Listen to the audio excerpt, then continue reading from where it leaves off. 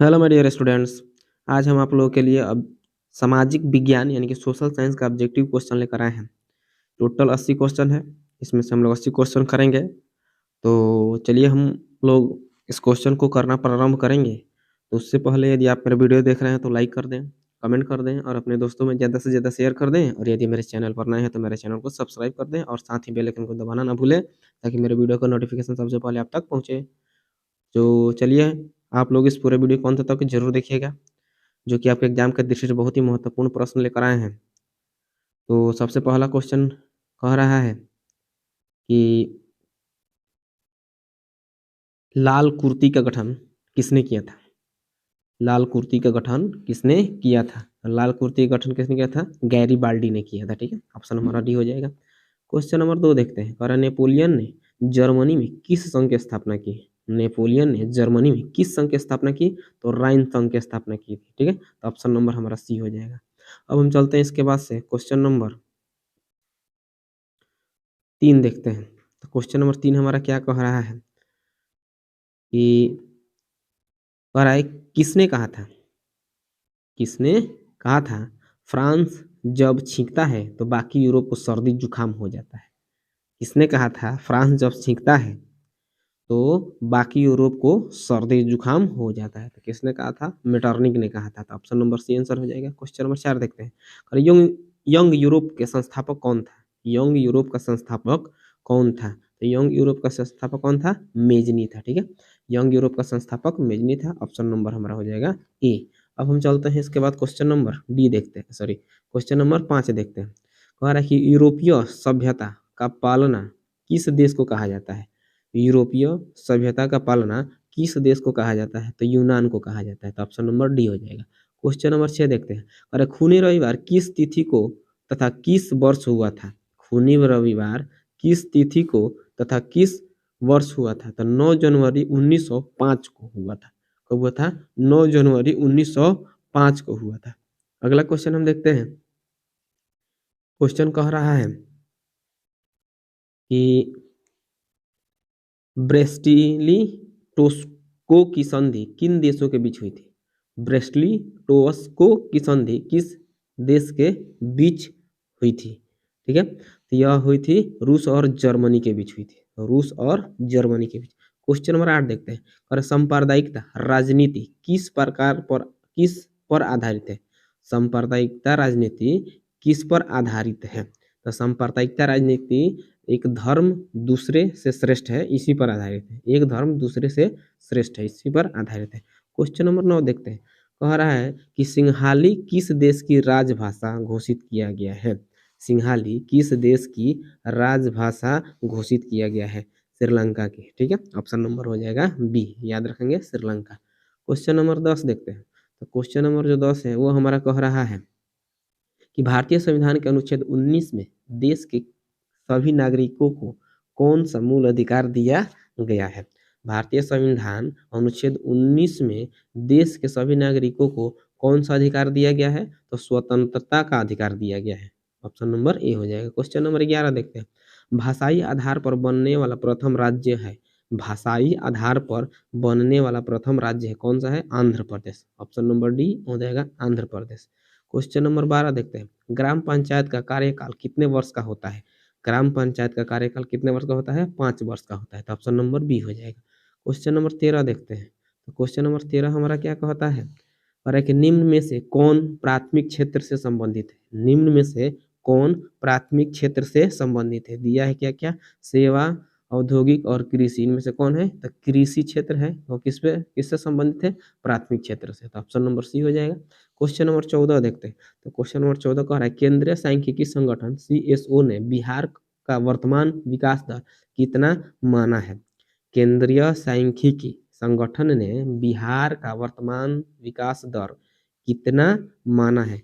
तो 9.7% माना है। कितना माना है? 9.7%। ऑप्शन नंबर सी हो जाएगा। क्वेश्चन नंबर 15 देख लेते हैं। कह रहा है किस क्षेत्र को द्वितीय क्षेत्र कहा जाता है? किस क्षेत्र को द्वितीय क्षेत्र कहा जाता है? तो उद्योग क्षेत्र को क्या कहा जाता है? द्वितीय क्षेत्र भी कहा जाता है। तो उद्योग क्षेत्र हो जाएगा। चलिए क्वेश्चन नंबर हम 16 देखेंगे। और योजना आयोग को भंग कर कौन सा आयोग बना है? योजना आयोग को भंग कर कौन सा आयोग बना है? तो नीति आयोग बना है। ऑप्शन नंबर हमारा हो जाएगा ए, नीति आयोग। क्वेश्चन नंबर 17 कह रहा है प्रति व्यक्ति आय का आशय है। प्रति व्यक्ति आय का आशय है क्या? औसत आय। तो ऑप्शन नंबर बी हो जाएगा। क्वेश्चन नंबर 18 देखते हैं। निम्न में से कौन एशिया का सबसे बड़ा परमाणु शक्ति केंद्र है? निम्न में से कौन सा एशिया का सबसे बड़ा परमाणु शक्ति केंद्र है? तो तारापुर। ठीक है, तो ऑप्शन नंबर हो जाएगा हमारा ए। ठीक है, तारापुर। उसके बाद नंबर 19। तो क्वेश्चन नंबर 19 क्या कहता है? कह रहा है कि किस खनिज को उद्योग की जननी कहा जाता है? किस खनिज को उद्योग की जननी कहा जाता है? तो लोहा को उद्योग की जननी कहा जाता है। लोहा आंसर हो जाएगा। क्वेश्चन नंबर 20 देखते हैं। कह रहा है कि भारत में 2011 के अनुसार कितने प्रतिशत भौगोलिक क्षेत्र में वन का विस्तार है?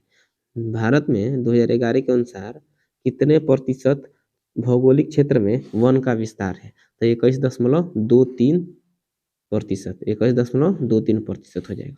क्वेश्चन नंबर 21 देखते हैं। कह संविधान की धारा 21 का संबंध है। संविधान की धारा 21 का संबंध किससे? वन्य जीवों तथा प्राकृतिक संसाधनों के संरक्षण से।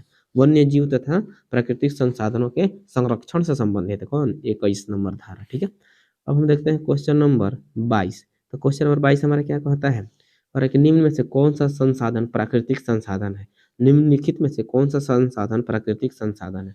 तो भूमि हमारा क्या है? प्राकृतिक संसाधन है। ठीक है, क्योंकि भवन इंसान बनाता है, मानव की योग्यता वो अपने आप मानव बनाता है, लेकिन भूमि क्या है? प्रकृति के द्वारा दिया गया है, तो इसलिए भूमि हमारा हो जाएगा प्राकृतिक संसाधन। क्वेश्चन नंबर 23 देखते हैं। भारत में सबसे लंबा बांध कौन है?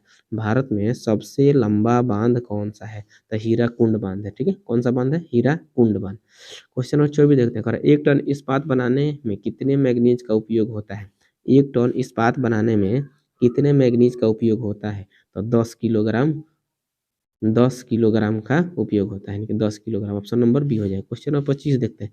झारखंड का घाटशिला किस क्षेत्र उत्पादन के लिए प्रसिद्ध है? झारखंड का घाटशिला किस खनिज उत्पादन के लिए प्रसिद्ध है? तांबा के लिए प्रसिद्ध है। ठीक है, इन पर तांबा की पैदावारी ज्यादा होता है। क्वेश्चन नंबर 26 देखते हैं।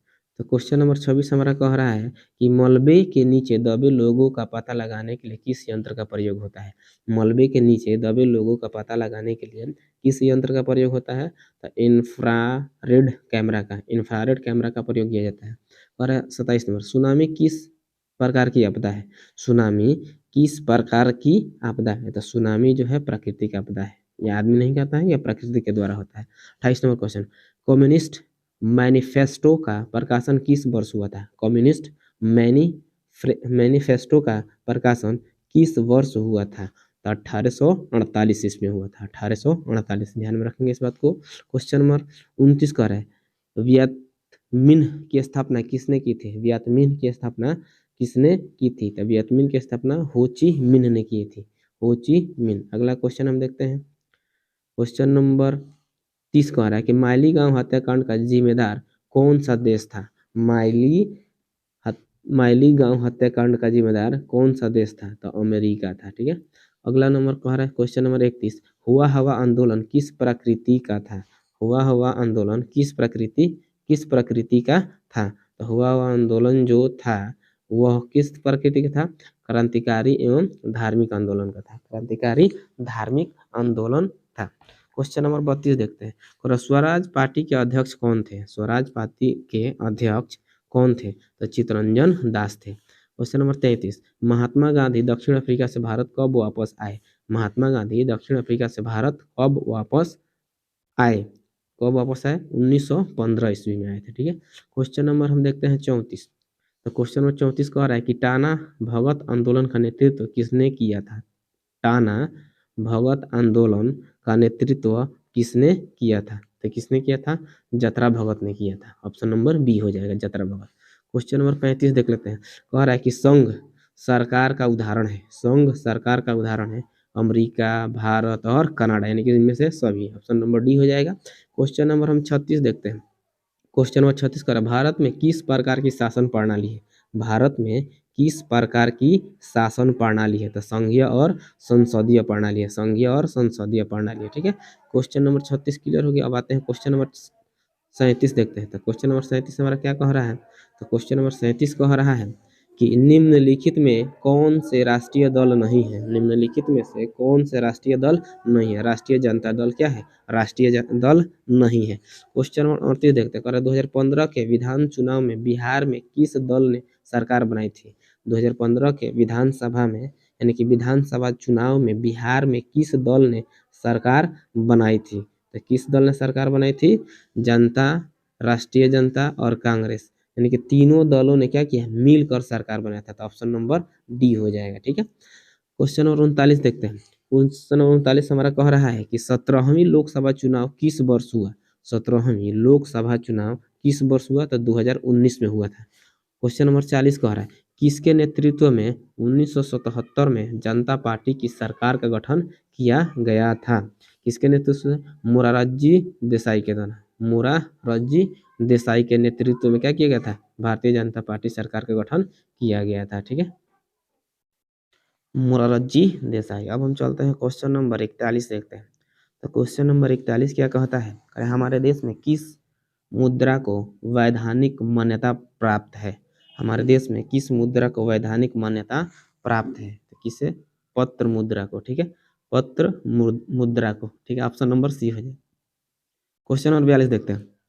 क्वेश्चन नंबर 42 कह रहा है कि शेयर बाजार की नियामक संस्था है, शेयर बाजार की नियामक संस्था क्या है, SEBI, SEBI, SEBI option number B हो जाएगा। क्वेश्चन नंबर 43, ग्रामीण बैंक की स्थापना किस वर्ष की गई थी।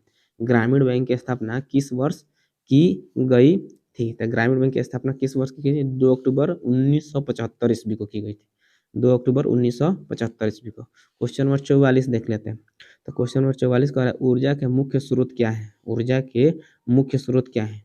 ऊर्जा के मुख्य स्रोत कोयला है, पेट्रोलियम है, विद्युत है, यानी कि इनमें से सभी क्या हो जाएंगे, कोयला के मुख्य स्रोत है, यानी कोयला के स्रोत, अरे सॉरी, ऊर्जा के ये सब क्या है, स्रोत है। तो ऑप्शन नंबर डी हो जाएगा। क्वेश्चन नंबर 45 देखते हैं।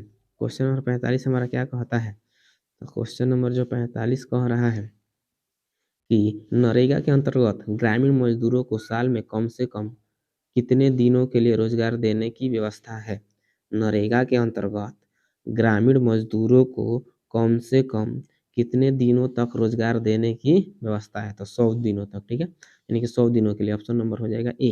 क्वेश्चन नंबर 46 देख लेते हैं। क्वेश्चन नंबर 46 हमारा क्या कहता है, अरे कृषि उत्पादों के मानकीकरण के लिए किस मानक का प्रयोग किया जाता है। कृषि उत्पादों के मानकीकरण के लिए किस मानक का प्रयोग किया जाता है। तो किस मानक का प्रयोग किया जाता है, एग मार्क का। किसका प्रयोग किया जाता है, एग मार्क का। तो ऑप्शन नंबर बी हो जाएगा। क्वेश्चन नंबर 47 देखते हैं, उजला सोना किस पौधे को कहा जाता है। उजला सोना किस पौधे को कहा जाता है, तो कपास को। तो ऑप्शन नंबर बी हो जाएगा। क्वेश्चन नंबर हम देखते हैं 48। तो क्वेश्चन नंबर 48 क्या कहता है, तो क्वेश्चन नंबर 48 भारत का नारियल प्रदेश किसे कहा जाता है। भारत का नारियल प्रदेश किसे कहा जाता है, तो केरल को कहा जाता है। क्वेश्चन नंबर 49 देखते हैं, विश्व के साइकिल उत्पादक देशों में भारत का कौन सा स्थान प्राप्त है। विश्व में साइकिल उत्पादक देशों में भारत का कौन सा स्थान प्राप्त है, तो दूसरा स्थान प्राप्त है। ठीक है, क्वेश्चन नंबर 50 देखते हैं, मुंबई में प्रथम सूती कपड़ा मिल किस वर्ष स्थापित की गई थी। मुंबई में प्रथम सूती कपड़ा मिल किस वर्ष स्थापित की गई थी, तो 1854 ईस्वी में स्थापित की गई थी। तो ऑप्शन नंबर हो जाएगा सी। क्वेश्चन नंबर हम देखते हैं इसके बाद 51। क्वेश्चन नंबर 51 कह रहा है कि जमशेदपुर, दुर्गापुर, भिलाई और सलेम किस उद्योग के केंद्र हैं। जमशेदपुर, ठीक है, दुर्गापुर और भिलाई और सेलम, यह किस उद्योग के क्षेत्र हैं। तो किस उद्योग के क्षेत्र हैं, तो आयरन एवं स्टील के, आयरन एवं स्टील के, यहाँ पर आयरन एवं स्टील बनाए जाते हैं। क्वेश्चन नंबर हम 52 देखते हैं। क्वेश्चन नंबर 52 कह रहा है कि किस वर्ष इंडियन एयरलाइंस को इंडियन नाम दिया गया। किस वर्ष इंडियन एयरलाइंस को इंडियन नाम दिया गया, तो किस वर्ष दिया गया, तो 2005 में दिया गया। ऑप्शन नंबर डी हो जाएगा। क्वेश्चन नंबर 53 कह रहा है, इनमें कौन मानव जनित आपदा है। इनमें कौन मानव जनित आपदा है, तो कह रहा है सांप्रदायिक दंगे, आतंकवाद, रेल दुर्घटना, ये सब मानव जनित आपदा है। तो ऑप्शन नंबर डी हो जाएगा, ये सभी हो जाएगा। क्वेश्चन नंबर 54 देखते हैं। क्वेश्चन नंबर 54 कह रहा है, बिहार की किस नदी को बिहार का शोक कहा जाता है। बिहार की किस नदी को बिहार का शोक कहा जाता है, तो कोसी नदी को। क्वेश्चन नंबर 55 देखते हैं, भारत में कारखानों की स्थापना कब से शुरू हुई। भारत में कारखानों की स्थापना कब से शुरू हुई। तो कब से शुरू हुई? 1850 के बाद, 1850 के बाद। तो ऑप्शन नंबर डी हो जाएगा। अब हम चलते हैं इसके बाद से क्वेश्चन नंबर 56 देखते हैं। ठीक है, 56 नंबर क्वेश्चन हमारा कह रहा है कि स्पेनिंग जेनी का आविष्कार कब हुआ था? स्पेनिंग जेनी का आविष्कार कब हुआ था? तो 1770 ईस्वी में हुआ था। क्वेश्चन नंबर हम 57 देखते हैं। क्वेश्चन नंबर 57 कह रहा है कि बम्बई में किराया कानून किस वर्ष लागू किया गया? बम्बई में किराया कानून किस वर्ष लागू किया गया था? किस वर्ष लागू किया गया था? तो 1918 ईस्वी में। ऑप्शन नंबर हो जाएगा सी। क्वेश्चन 58 देखते हैं। क्वेश्चन 58 कह रहा है कि लंदन में अनिवार्य प्राथमिक शिक्षा कब लागू हुआ? लंदन में अनिवार्य प्राथमिक शिक्षा कब लागू हुआ? तो 1870 ईस्वी में। ऑप्शन नंबर डी हो जाएगा। क्वेश्चन 59 देखते हैं। साम्यवादी अर्थव्यवस्था वाले देशों के गुट का नेतृत्व कौन कर रहा था? साम्यवादी अर्थव्यवस्था वाले देशों के गुट का नेतृत्व कौन कर रहा था? तो सोवियत रूस कर रहा था। ठीक है, 59 नंबर क्लियर हो गया। अब चलते हैं हम क्वेश्चन नंबर 60 देखते हैं। तो क्वेश्चन नंबर 60 हमारा क्या कह रहा है कि आधुनिक युग में अर्थव्यवस्था के क्षेत्र में होने वाले सबसे बड़ी क्रांति कौन सी है? आधुनिक युग में अर्थव्यवस्था के क्षेत्र में होने वाली सबसे बड़ी क्रांति कौन सी है? तो वाणिज्यिक क्रांति है। तो ऑप्शन नंबर ए हो जाएगा, वाणिज्यिक क्रांति। क्वेश्चन नंबर 61 देखते हैं। लाल हरदयाल ने किस समाचार पत्र का प्रकाशन किया था? गदर। लाल हरदयाल ने किस समाचार पत्र का प्रकाशन किया था? तो गदर का। क्वेश्चन नंबर 62 देखते हैं। क्वेश्चन नंबर 62 कह रहा है कि छापाखाना का आविष्कार किसने किया था? तो छापाखाना का आविष्कार किया था गुटेनबर्ग ने। छापाखाना का आविष्कार किसने किया था? गुटेनबर्ग ने। क्वेश्चन नंबर 63 देखते हैं। क्वेश्चन नंबर 63 कह रहा है कि भारतीय लोकतंत्र में सत्ता के विरुद्ध जन आक्रोश किस दशक से प्रारंभ हुआ? भारतीय लोकतंत्र में सत्ता के विरुद्ध जन आक्रोश किस दशक से प्रारंभ हुआ था? 1970 के दशक से। तो ऑप्शन नंबर हो जाएगा बी। अब हम चलते हैं क्वेश्चन नंबर 64 देखते हैं। तो क्वेश्चन नंबर 64 क्या कह रहा है? 16वीं लोकसभा का चुनाव किस वर्ष हुआ था? तो 2014 में। 17वीं हुआ है 2019 में। ठीक है, याद रखेंगे, 5-5 साल के बाद होता है। 65 नंबर क्वेश्चन देखते हैं क्या कह रहा है। तो 65 नंबर कह रहा है कि लोकतंत्र की उपलब्धियों में से सबसे अधिक सहायक क्या है? लोकतंत्र की उपलब्धियों में सबसे अधिक सहायक क्या है? तो सबसे अधिक सहायक क्या है? विकास। तो ऑप्शन नंबर डी हो जाएगा। क्वेश्चन नंबर 66 देखते हैं। कह रहा है कि प्रत्यक्ष लोकतंत्र का देश कौन सा है? प्रत्यक्ष लोकतंत्र का देश कौन सा है? तो स्विट्जरलैंड है। कौन सा? ऑप्शन नंबर ए हो जाएगा, स्विट्जरलैंड। क्वेश्चन नंबर 67 देखते हैं। क्वेश्चन नंबर 67 कह रहा है कि आर्थिक विकास का तीसरा क्षेत्र क्या है? आर्थिक विकास का तीसरा क्षेत्र क्या है? तो आर्थिक विकास का तीसरा क्षेत्र है सेवा क्षेत्र। क्या है? सेवा क्षेत्र। क्वेश्चन नंबर 68 देख लेते हैं। क्वेश्चन नंबर 68 कह रहा है कि भारत में वैश्वीकरण की प्रक्रिया कब शुरू हुई? भारत में वैश्वीकरण की प्रक्रिया 1991 में शुरू हुई थी। ऑप्शन नंबर ए हो जाएगा आंसर इसका। अब हम चलते हैं क्वेश्चन नंबर 69 देखते हैं। तो क्वेश्चन नंबर 69 क्या कह रहा है? कह रहा है इनमें से कौन भारतीय बहुराष्ट्रीय कंपनी है? इनमें से कौन भारतीय बहुराष्ट्रीय कंपनी है? तो कौन है? डाबर। ठीक है, डाबर क्या है? भारतीय बहुराष्ट्रीय कंपनी है। तो आंसर हो जाएगा हमारा option number B. 70 number question देखते हैं। 70 नंबर क्वेश्चन क्या कह रहा है कि राष्ट्रीय मानव अधिकार आयोग की स्थापना कब हुई? राष्ट्रीय मानव अधिकार आयोग की स्थापना कब हुई? तो 1993 में हुई थी। तो ऑप्शन नंबर ए हो जाएगा। क्वेश्चन नंबर 71 देखते हैं। भारत में राष्ट्रीय उपभोक्ता दिवस कब मनाया जाता है? भारत में राष्ट्रीय उपभोक्ता दिवस कब मनाया जाता है? तो 24 दिसंबर को मनाया जाता है। भारत में राष्ट्रीय उपभोक्ता दिवस कब मनाया जाता है? 24 दिसंबर को। क्वेश्चन नंबर 72 कह रहा है कि मेट्रो रेल सेवा उपलब्ध है। मेट्रो रेल सेवा उपलब्ध है इनमें से कहाँ पे? तो दिल्ली में। तो ऑप्शन नंबर बी हो जाएगा। क्वेश्चन नंबर हम देखते हैं 73। तो क्वेश्चन नंबर 73 क्या कह रहा है कि बिहार में सर्वाधिक आबादी किस जिला में है? बिहार में सर्वाधिक आबादी किस जिला में है? तो पटना में है सबसे अधिक। क्वेश्चन नंबर 74 देखते हैं। कह रहा है बिहार में कुल भौगोलिक क्षेत्र का कितना प्रतिशत भाग वनाच्छादित है? बिहार में कुल कुल भौगोलिक क्षेत्र का कितना प्रतिशत भाग वनाच्छादित है?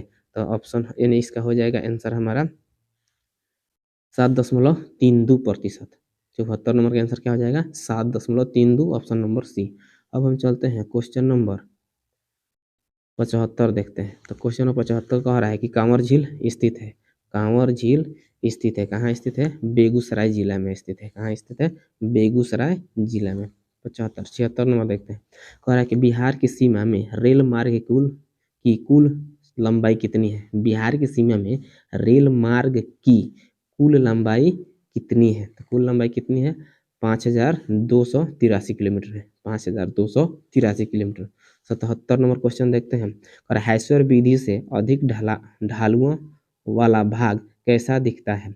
हैशर विधि से अधिक ढालुआ आला भाग कैसा दिखता है? तो काला दिखता है। ठीक है, कैसा दिखता है? काला।